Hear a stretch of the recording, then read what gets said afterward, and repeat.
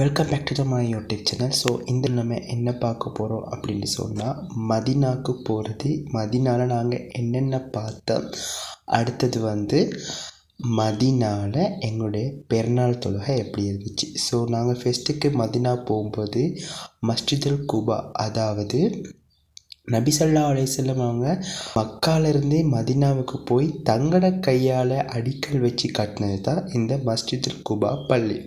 So நாங்கள் ஃபெஸ்ட்டுக்கு மஸ்ஜிதுல் குபா பள்ளியை தான் நாங்கள் பார்த்தோம்.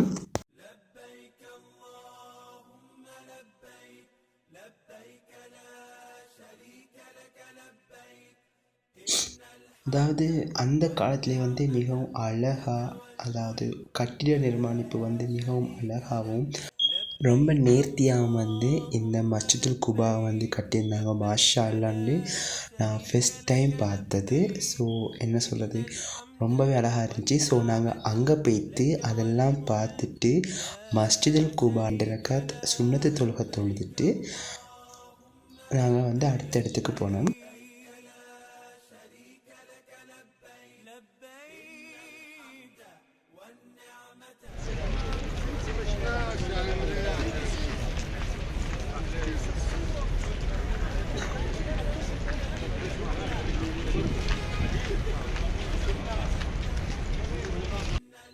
இதுதான் மஸ்ஜிதுல் குபாட வெளி தோற்றம். அதாவது பார்க்குறதுக்கு பாக்கியம் கிடச்சிருக்கணும், ரொம்பவே அழகாக இருந்துச்சு. அதுக்கப்புறம் போயிட்டு ஸ்லீப்பரை கழட்டி வச்சுட்டு நாங்கள் உள்ளே போனோம். உள்ளே போய்த்துட்டு அதுக்கப்புறம் அந்த எல்லாத்தையுமே பார்த்துட்டு மஸ்ஜிதுல் குபாவில் 2 ரக்காத் சுன்னத்து தொழுதுட்டு நாங்கள் வெளியே வந்தோம்.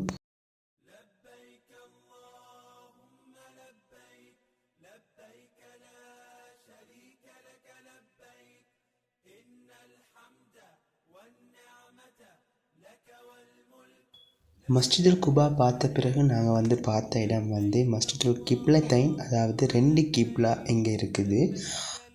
எல்லாருக்குமே தெரியும் இது எங்கே இருக்குது அப்படின்னு சொன்னால், எல்லாருக்கும் தெரியும் உஹது மலை உஹது யுத்தம் எல்லாருக்கும் தெரியும். ஸோ உஹது மலைக்கு ஆப்போசிட்டில் தான் இருக்குது. இது உஹது மலையில் கொல்லப்பட்ட, அதாவது ஷஹீதாக்கப்பட்ட 40 சஹாபாக்களோட உடம்பு இங்கே தான் அடக்கம் செஞ்சுருக்குது. இதில் பார்க்குறது உஹது மலை. இது தான் நபி அவங்க சஹாபாக்களை மேலே ஏறிட்டு வர வேணான்னு சொன்ன பிறகும் அவங்க கீழே இறங்கி ஷஹீதாக்கப்பட்டது.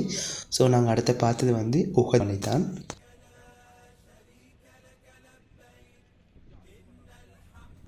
ஸோ நான் அதுக்கப்புறம் உஹது மலையில் ஏறி அங்கேருந்து அந்த மஸ்ஜிதுல் கிப்லத்தைனையும் இதையும் பார்க்க கிடச்சிச்சு. எனக்கு மஸ்ஜிதுல் கிப்லத்தைன் உள்ளே போகிறதுக்கு டைம் போதா சொல்லி நான் வெளியாலேயே பார்த்துட்டு வந்துட்டேன். அதால் தான் மஸ்ஜிதுல் கிப்லத்தைனை வீடியோ எடுக்கல.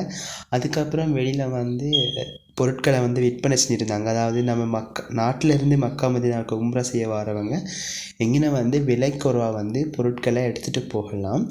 ஸோ அதுக்கப்புறம் நாங்கள் அதுக்கப்புறம் மதினாவை ரீச் அடைஞ்சிட்டோம். அதாவது டவுனை ரீச் அடித்த அப்புறம் நைட் சரியான பசி. ஸோ சாப்பிட்டுட்டு நாங்கள் எங்களுக்கு ஈத் ஷாப்பிங் பண்ணல.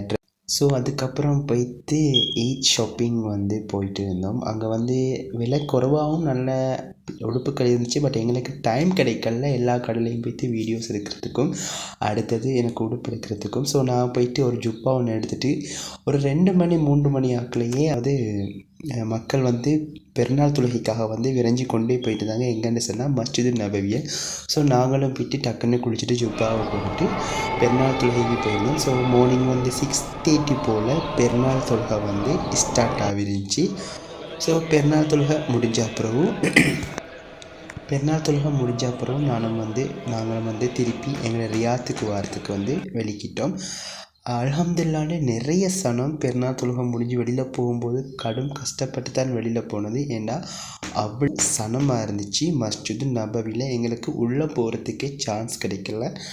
வெளியால் இருந்து தான் எங்களுடைய பெருநாள் தொழுகை கிடைச்சிது. அதே போல் எங்களுக்கு நபி ஸல்லல்லாஹு அலைஹி வஸல்லம் அவங்களோட ஜனாஸா அடக்கம் செஞ்சதை பார்க்குறதுக்கும் எங்களுக்கு சான்ஸ் கிடைக்கல.